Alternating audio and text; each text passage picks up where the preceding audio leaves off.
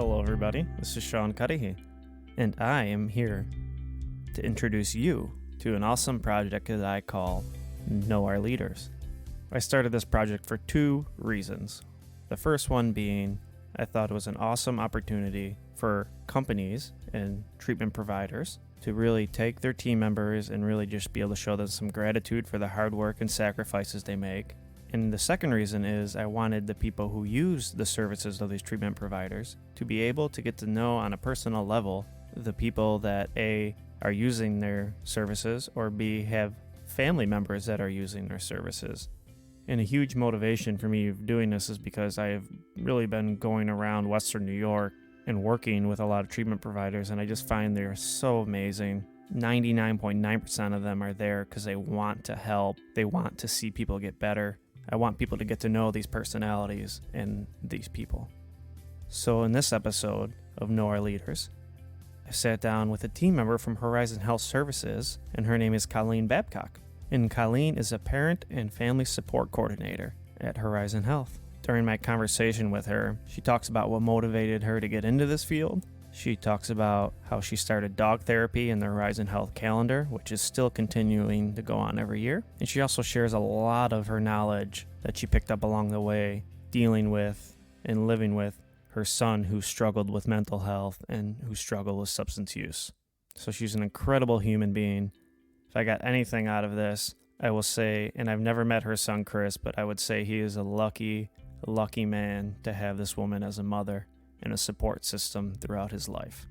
And as far as Horizon Health Services goes, they're really a company that seeks to provide hope and healing for individuals and their families that are dealing with mental health and substance use disorders. A key thing I want to stress is mental health, because a lot of people assume that they only deal with substance use disorders, but they provide plenty of mental health services as well. In my time that I spent with this company, they really embraced their role as industry leaders and patient advocates, knowing that the stakes have never been higher. And I think all of us know the stakes have never been higher. If you open a newspaper, if you're reading news articles online, if you're watching the television, you know the stakes are high right now. And you know that the diseases of mental illness and addiction impact families in every neighborhood, in every community, in every household. People are impacted by these diseases. Horizon Health, really, they offer a person-centered care to help individuals and their families to really just achieve improved health. And that's including medical, psychiatric, counseling, and support services. In my time spent with them, I really have found that they know that effective treatment makes recovery from behavioral health disorders very possible. And most importantly, they know it provides hope. If there's one thing that we all need in this day and age, it is hope. If you'd like to find out more about Horizon Health and the services that they provide, you can call their admissions team, and the phone number for that is 716-831-8100. Or you can also go and check out their website, which is www.horizon-health.org. Once again, I sit down with Colleen Babcock. This is a Know Our Leaders project, and please give this a listen. If you know anybody who has a family member that is struggling with a mental health disorder or a substance use disorder, have them listen to this episode, because Colleen is extremely intelligent, extremely experienced in this area, and you can learn so much from her. I hope you enjoy this Room 9 production, Know Our Leaders project with Colleen Babcock, Horizon Health Services, and she is the Parent and Family Support Coordinator.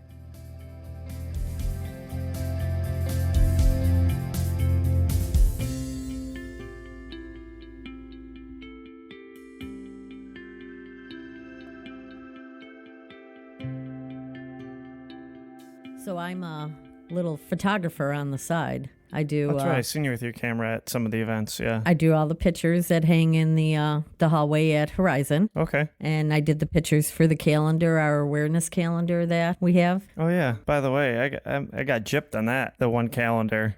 Why? I had to sign a consent form. Oh yeah, because I used your picture. And my picture was like this big in the corner. I thought I was gonna have the centerfold. Yeah. January.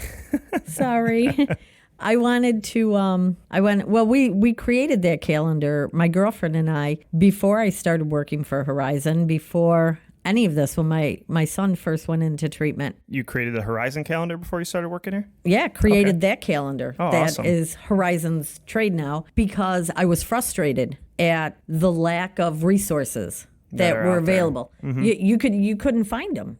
You couldn't look up addiction and find all these resources. If you did not know they existed previously, you were blind. So my girlfriend and I created the calendar as a tool to help families. And we did a fundraiser for Horizon before I even started working here. We raised $10,000 the first year Really? we did that calendar. Oh, yeah. that's awesome. And then, as the story goes, shortly after I started to work for Horizon, and they've reproduced it every year. We just update the resources and update the statistics and the information, but it's in all the schools, the colleges, pass it out everywhere. Yeah, that's awesome. Yeah. That is a good tool. What do you use to edit your photos and stuff? Photoshop. Adobe? Yeah. Okay, that's what I use to record. Yeah. Well, Adobe Audition. But what I really like, I've always loved taking pictures. It's a passion of mine. I have horses. I have the golden retrievers.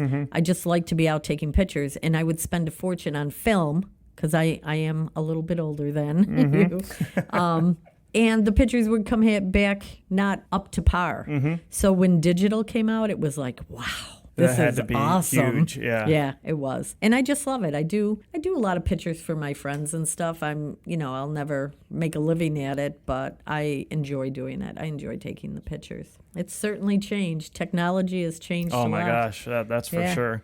My favorite are the exposed lenses for like 8 seconds or whatever, like the stars and stuff. Oh, yeah. Oh, I love that. Yeah. Isn't it? Those are some of the most There's beautiful just pictures. so much you can do with layers. It's you know? crazy. Yeah. No, it is. It's a whole new art form, just editing itself. Yeah, I love The it. photos. Jack of many trades, master of none. Yeah, that makes two of us. Yeah. So, yes, Colleen Babcock, we're sitting down. This is the first Know Our Leaders project for Horizon Health. And I mean, I wanted to start doing this, at least the thought sparked in my head because I'm like, people can give their employees, which I just read an article that we should stop using that old word employees and use team members.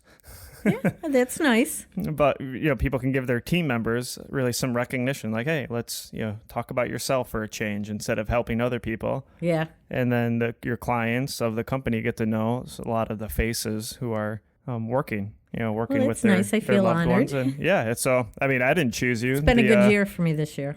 Anne and Christina, I think, I'm sure they talked to some people, but yeah, decided you'd be number one here. Well, So, but basically I wanted to do it too is kind of just discuss how you got here, why you got here, what you're passionate about, Okay. and fun stuff like that. So I guess let's start with first, like what is your role, your position? I am technically what's called a parent and family support coordinator. Okay. It was, a title that we just came up with out of the blue. It wasn't a position that existed when I actually started.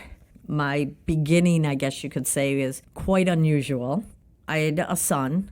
Many people know that went through Horizon Village, not once but twice. And on my journey there, what I learned kind of like blew me away. It just knocked me off my feet. And I didn't think many people knew what was going on out there to begin with. And when my son graduated from the program, we'll call it graduated, How long ago was this? 2012. Okay. I approached Ann Constantino. Actually, I sent her an email and said, hey, can I take you out to lunch? And we met at Jack Astor's. I'll never forget that day. And I said, your program is amazing. You do a great job for people who make it there, but who's out in the community helping family members get there? Because I had a really tough time. It was very difficult navigating treatment for my son. Partly because he had a medical condition too, so I was trying to balance. Okay. But, again, you and I talked a little bit in the beginning. You couldn't open a book and find help if you didn't know the name of the help. So she said, okay, just like that. Just like that, huh? Just like that. At that luncheon, she said, okay. And the next day, I was an employee of Horizon. And we kind of molded what this position was going to look like. But I had a vision of what I thought it should be. I was in the banking industry for 25 years in marketing and sales. So I had what I call a gift to be able to talk to people, to be able to be passionate about what I'm talking about. And I certainly was passionate about this subject because I lived it. It was lived experience. And I felt that people really needed to know. I believe, Sean, in my whole heart and soul, that early intervention gives you your best chance at long-term recovery. And, you'll hear people say you can't make somebody want recovery. You can't, want it more than they can. They have to want it themselves. And a part of me really believes that. But a part of me also believes, as a parent, you have the ability to slow somebody down. And it's in those moments of clarity that things can change. If there's no clarity, the risk of death is higher, the risk of jail, the risk of bad things happening to good people. Yeah, and it's not like I feel like we think so much things are deterministic in the sense that we can't have an effect on somebody's decision to want to do something. Exactly. And when you do something, especially as a parent, who else has more of a chance of affecting somebody in a way that they can get them to want to go get help, to want to change Absolutely. And be sustained in recovery. But how many parents get a manual? That's right. Yeah, well, yeah. Yeah. And I can tell you from my own personal experience, for years, I followed my heart. I did what my heart told me to do. Help my son. He'll overcome this. He'll rise above this. This is not going to be his life. And once the disease of addiction grabs hold, it never goes away. I was a healthier one. And I don't want to say I was totally healthy to begin with, because there was a part of me that was sick too. I was obsessed with helping him. Well, that becomes like an addiction in itself. Yeah. But I was more capable of learning how to best support him than he was at the time of learning how to support himself. And once I started to do that, and there's a lot of fear in there. I had to do things that felt very uncomfortable to me as a parent. But I did it in baby steps, and I learned how to let go a little bit and take some steps back and assess accountability. And when I started to see results from him, I was like, aha, there's a method here. They know what they're talking about. This can work. The fear for family members is, in that transition, in that time frame, bad things can happen. Yes, they can. Yeah. But bad things are definitely going to happen if no change. If nothing. Yeah, right. If you do nothing. So I was willing to take that risk. And Christopher, he fought tooth and nail treatment in the beginning. But there was a part of him that valued that family unity. He did not want to lose that, and he took me serious. He knew I was serious. I love you. I'll do anything I can to help you, but if you choose that path, there's distance between us. And I think a part of him still valued that, but he was 19.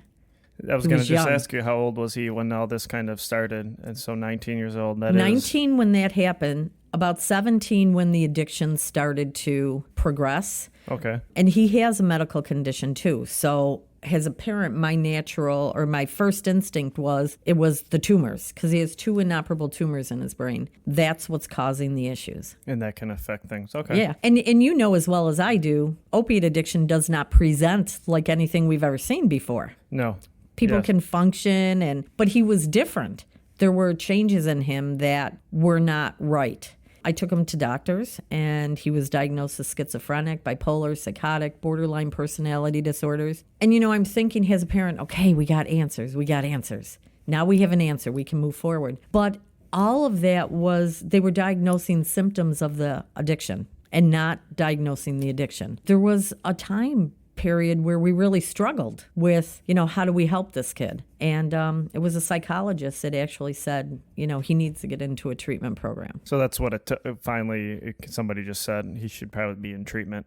Yeah, she said he's going to die if he doesn't get into treatment. He's abusing substances. He's polysubstance use. So he's abusing substances he's getting on the street. He's abusing substances he's getting from his doctor. It was, very rapid. And by the time he was 19, he had overdosed twice and tried to hang himself, because with that intense addiction comes tremendous mental health issues. Oh, my gosh. Yeah. And he was so despondent because he wanted to stop, but there's that part of him that, he just couldn't. Yep, I constantly tell people about that moment when I was walking back down to my girlfriend's house and I was crying because I did not want to go back in there and take stuff to pawn so I could go get drugs. Like, I did not want to do it, but I was doing it. Yeah. And it's about, I don't know, I'd say 15 blocks from where I was staying at my parents at that time, and that whole walk was like stopping and going. Yeah. And it's insane. That's crazy too. It is about survival. And I think I'll share a little story with you that really changed the way that I felt about this with my son. As far as going from An understanding of what he was going through. Okay. When you're a parent that's dealing with substance use and abuse, it's a progression. So it doesn't, start just like that. It kind of progresses to that point where things get really bad. But he had gone to Horizon Village for 6 months. He did very well the first time he went there. And then he went into a halfway house. And 4 months into the halfway house, he relapsed. So he was at my house on Saturday because every weekend he would come home and stay at the house. And he said, I'm going to a meeting and then I'm going to go to the mall with a friend. And I'm like, okay. Now he had 6 months at Horizon Village, 4 months at the halfway house. He left my house a sober kid. He called me that night and he said, Mom, I screwed up. I don't want to go back there. And we had an arrangement, like many parents do. If you choose recovery, I will support you. If you choose use, you're on your own. Mm-hmm. You're going to suffer the consequences of your choice. But he was smart. And he called me and he called his counselor. And his counselor called me and said, Colleen, please go pick him up. I'll have a bed for him Monday morning. So I picked him up and I brought him home. In that 36 hours, it was like my son left, my loving kid, and came back. I didn't even know him. He put the PlayStation down by the bridge. He just kept saying, please, just one more time. I'm going into treatment Monday. I'll start over. And I'm like, Chris, you are fighting with the devil. You're fighting with the devil. Don't let him win. You can overcome this. And that was such a changing pattern in our lives because he did. He told my husband, he goes, I put the PlayStation down by the bridge. Please go get it. Don't let this start again. And he fought so hard to get past that 36 hours. But it is like that once you pick up, that very first time, it just grabs hold of you. Mm-hmm. You go right back to that place. There's no longer the progression. It's instant. Yep. Yeah. I saw how powerful that was, what a hold that it took on him. And it really kind of opened my heart to know I could see him working recovery, but there was something missing. What's missing? I couldn't figure that out for him. No, and that's the most difficult part, especially I'm assuming being a parent. Like you want to figure that out for your kid. Yeah. Like, all right, what can I do? And you just can't.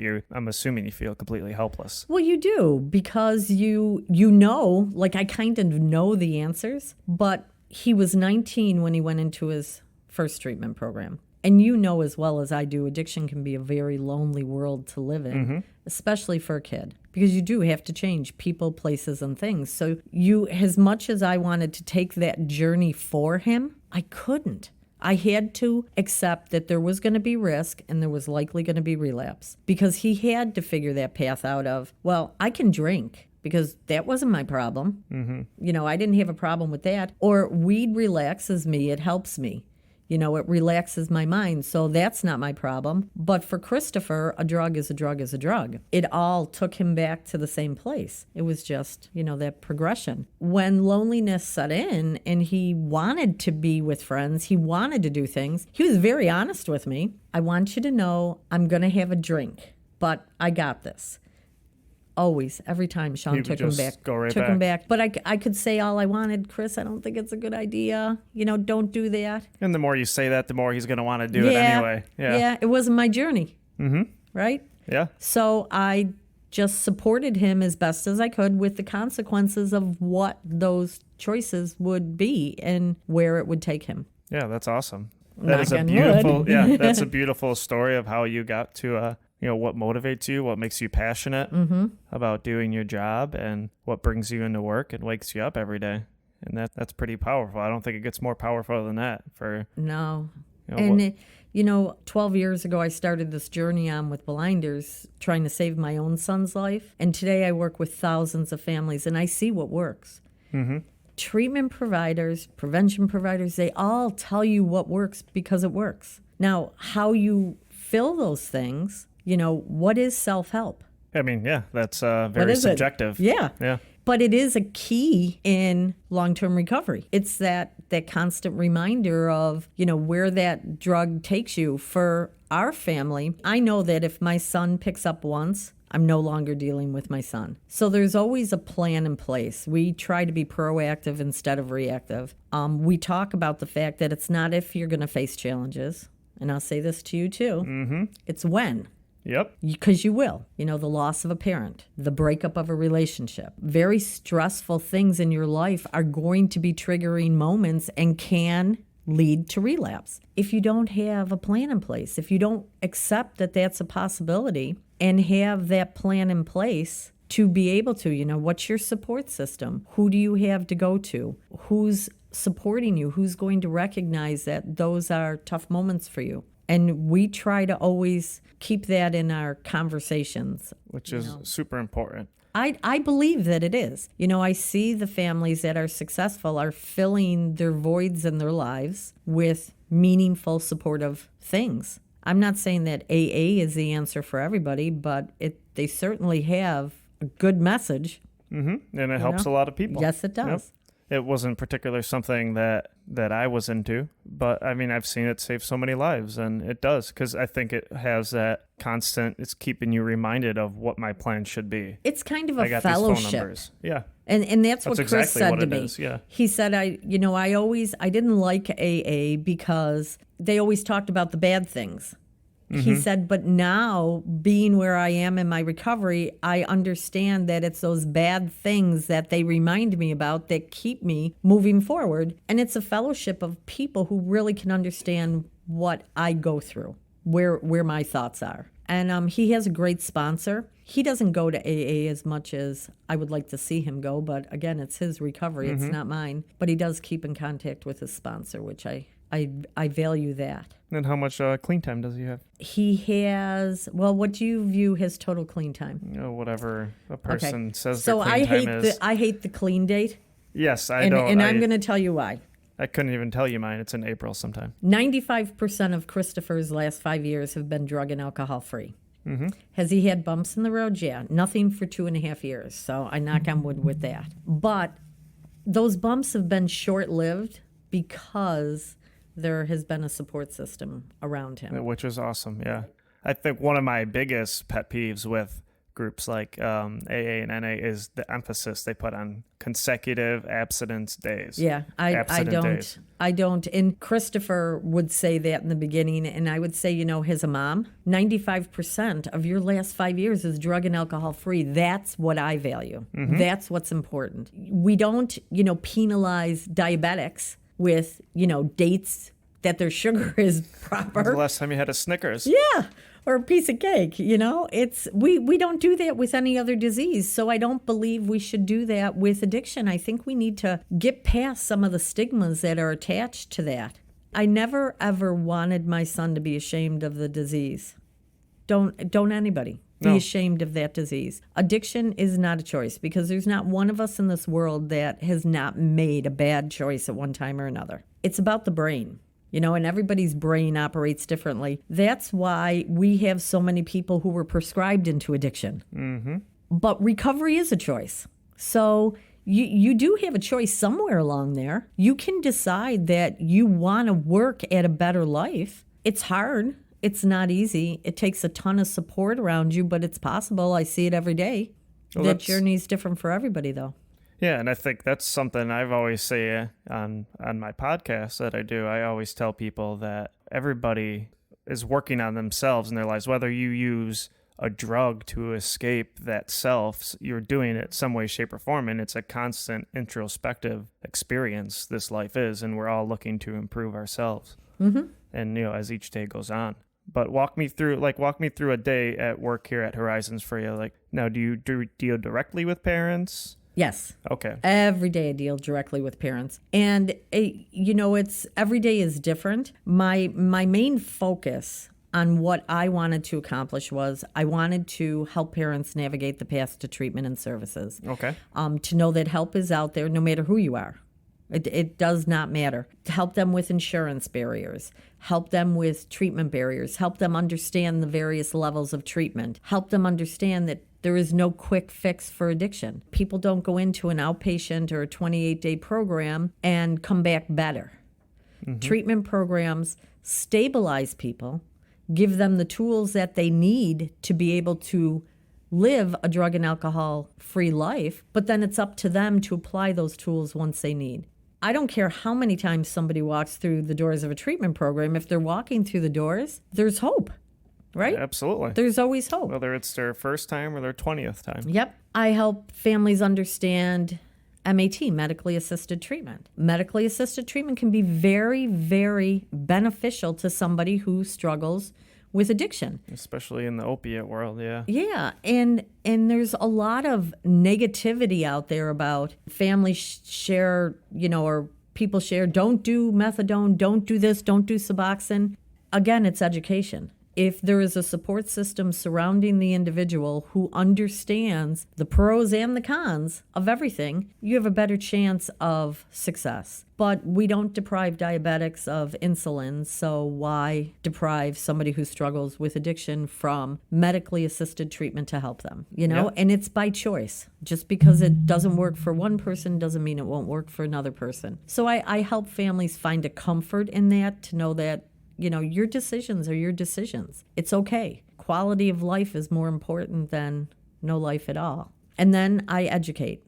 I want families to understand the disease of addiction. I want them to be able to overcome the barriers and the stigma. So I educate in the schools and the colleges, the universities, doctors' offices, anywhere I can. I train a lot of people in opiate overdose prevention. Okay. Both adults, students, faculty. I did all 1,500 students at Clarence High School. Oh, that's awesome. Yeah. Yep. We're doing more and more. It's more of a condensed version. We don't share everything with them, but we do share the reality of what the opiate epidemic is doing. Had a tough time getting into the schools when I first started, which is part of the reason I created the therapy dog program here. The dogs in treatment are very beneficial. I saw that the first time I walked through the doors of Horizon Village with my dogs. Yeah, how did you get kicked into it? Just by bringing your dog around? I've always had therapy dogs. I've always gone into nursing homes and facilities. When Chris was here, I asked, can I bring the dogs in? And Cindy Goss, who is a good friend of mine, she's the one that helped me to find my way here with Christopher. Her and I would go out and do therapy dog visits to a number of organizations. Oh, that's awesome. Yeah. So when Christopher came here, we brought the dogs here, and walking in the door, the impact that the dogs had on, what it's like when you first get into an intensive program like this. People are broken. Yes, they are. There's families aren't talking. There's no dialogue. There's confrontation. There's nobody smiling. And the dogs just broke down all those barriers.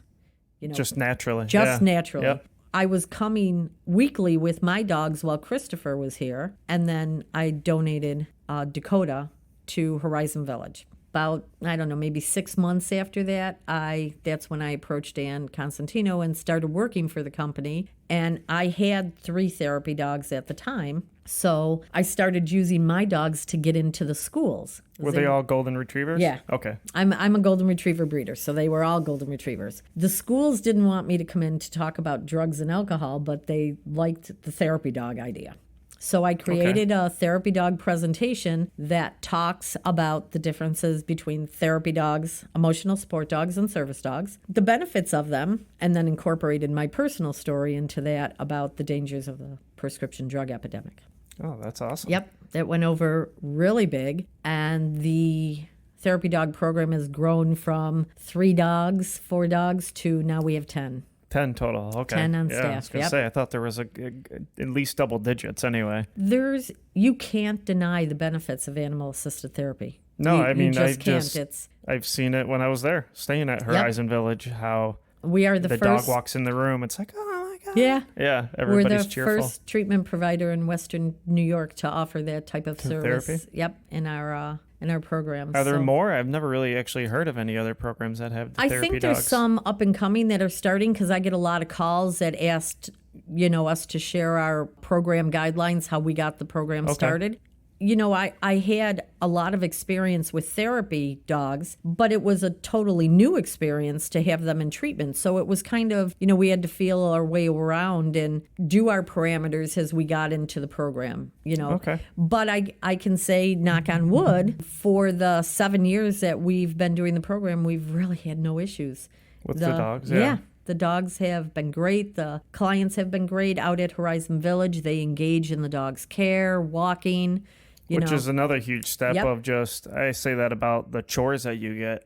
Yeah. You have to do because when you are just coming out of addiction and into recovery, you don't have no idea, like, what are chores? I have to mop and sweep for, do dishes. Like, you don't even eat half the time. So yeah. that's And it's big part of funny it. you bring that up because I also am able, that's a very hard thing for families to understand, the restrictions in inpatient programs. Why there's no candy, why there's no cigarettes, why, you can't have this coffee. And it's nice to be able to share with families because I had that struggle too. Why are my kids in there for putting a needle in his arm and you're going to, punish him because he hides chocolate under his bed, Addiction is as much about behaviors as it is about the drug. If you stop the drug but continue the behaviors, you don't stop the drug. You don't. Nope. You don't. You really, and that's so hard for families to understand. If the behaviors don't change, even though you might have a little bit of time, and it takes time for behaviors to change, especially with the young adult population. As a parent, we can either be part of that problem or we can be part of the solution. And rules and guidelines and all that, they're put in place for a reason. And if we're helping our kids sneak things in because we want them to stay there, right? We want them to stay. We don't want them to leave. We're just reinforcing those bad behaviors that are keeping them handcuffed to a drug. Yeah, that's a great point. I mean, I would talk to people all the time while I was staying there about it. It's either because of HIPAA or because there are so many little things that you don't really think about that make a difference when you go get out of this rehab bubble and you're back into quote unquote normal society. And so those rules are important. They are really important. I remember Chris saying to me, and it wasn't too long ago, for, God, Sean, years, I drove back and forth to treatment programs, drove him to all his appointments. I mean, really, as a parent, you put a lot of your life on hold to support somebody in a recovery program. And I learned, to back away from that. But I did a lot. And I can remember him well into his recovery having that attitude of, I'd ask him to do something and it was this big, major chore. And not too long ago, it's probably about 1.5 years ago, we had some words because I asked him to do something and I got this attitude and I looked at him and I said, really? Really? He went and did it and he came up and he said to me, Mom, he goes, I'm really sorry. He goes, I want you to know that addiction, he goes, I think about me. How is it going to benefit me? That's my number one thought. He said, but I want you to know that I really recognize that now and I'm working on it. And I did not mean to be the way I was, but that's that's an immediate go-to for response, me. Yeah. You get so used to it. Yeah. It's habitual, yeah. And I so appreciated that he shared that with me because I thought that was so enlightening for him to say, hey, I know this is one of my character defects, but I want you to know that I recognize it and I'm working on it. And he is he's back to the kid that he was when he was younger, but he's a man. He's a man now. And he kind of gives back to me what we missed in those years of his active addiction. He's very in tune and attentive to the fact that I like to do things with him. I enjoy his company. And in the same time, starting his own path in his life. He graduated from college on the dean's list. He's 6 months away from his degree in psychology. Oh, that's one awesome. more semester. Yeah. And he just got hired for a new job. That's awesome. Yeah. Yeah, and I'm so proud of him. And I think you can tell just by looking at me when I talk about him, I beam because I know how hard he has worked to get to where he is today. But I also understand the disease of addiction very well and know that our challenges probably in some way, shape, or form aren't over. He is going to face challenges. How he responds to him is what I pray about. Is the most important thing. Yeah. I mean, you said that right off the get-go. Yeah.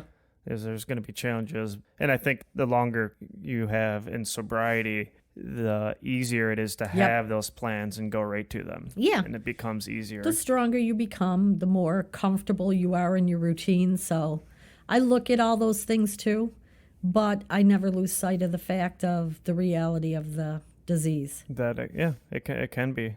It can be. That was one of the biggest things I noticed is like, how does somebody who has like 10 years clean relapse? And that was one of the first things I just went into to try to figure out. Even in jail, I noticed it because I was in this section with all, people who were in there for addiction.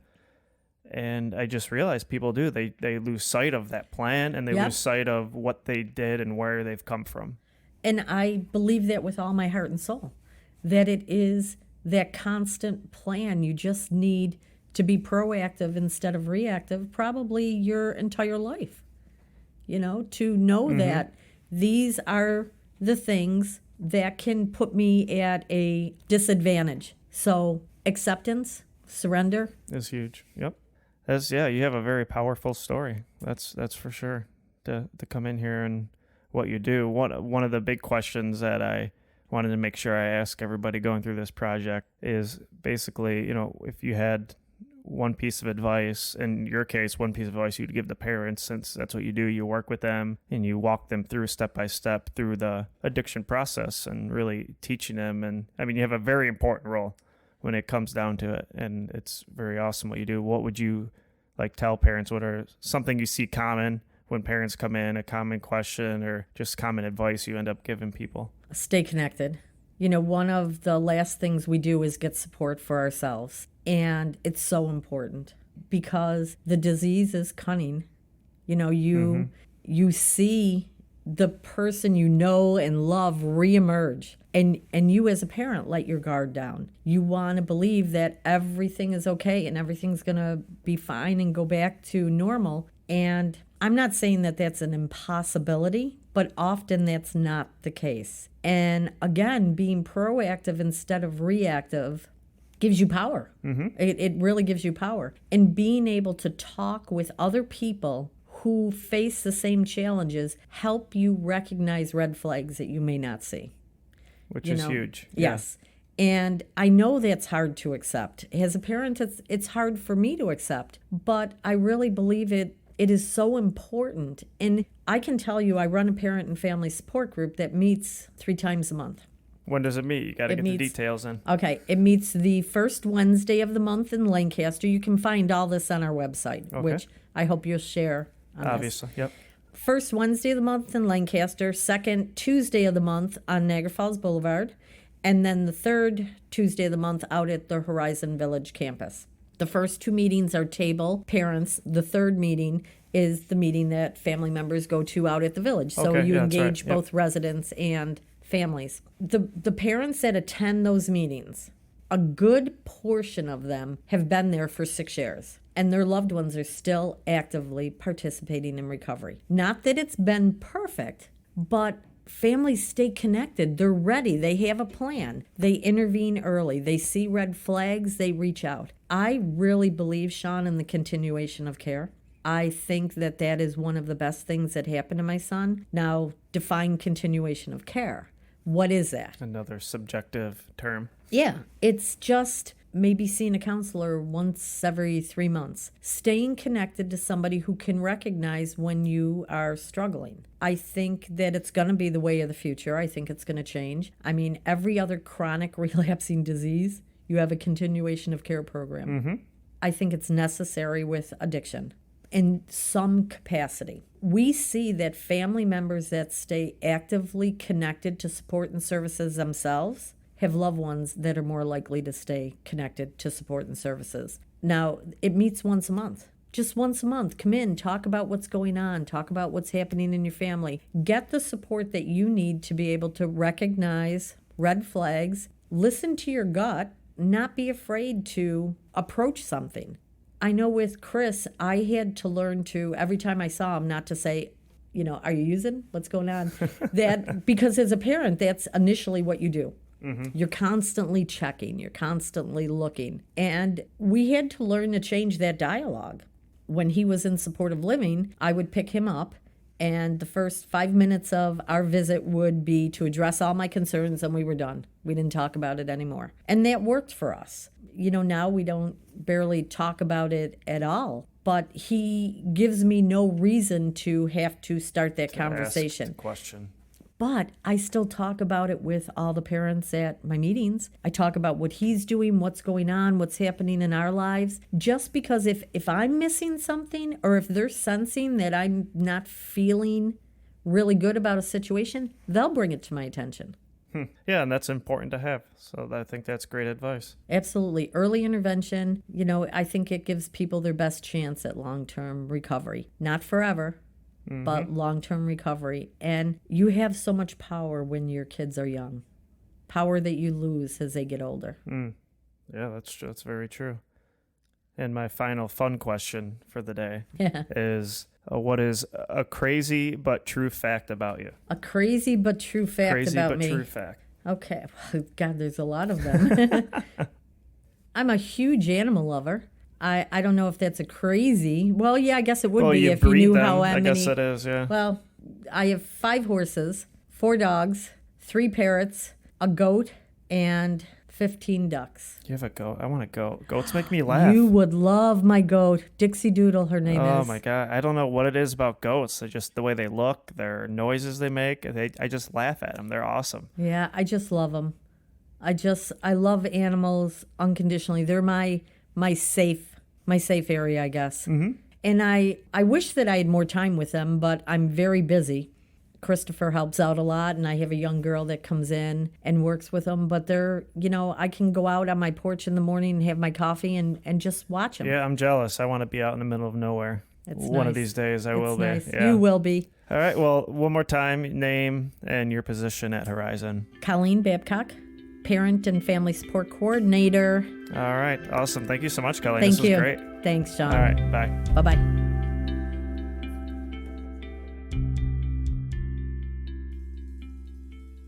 Thank you for listening to this production. Once again, if you'd like to get in touch with Horizon Health, you can call their admissions team at 716-831-1800, or you can get in touch with them by visiting their website at www.horizon-health.org. Thank you, everybody, and stay positive, stay encouraged, and stay strong.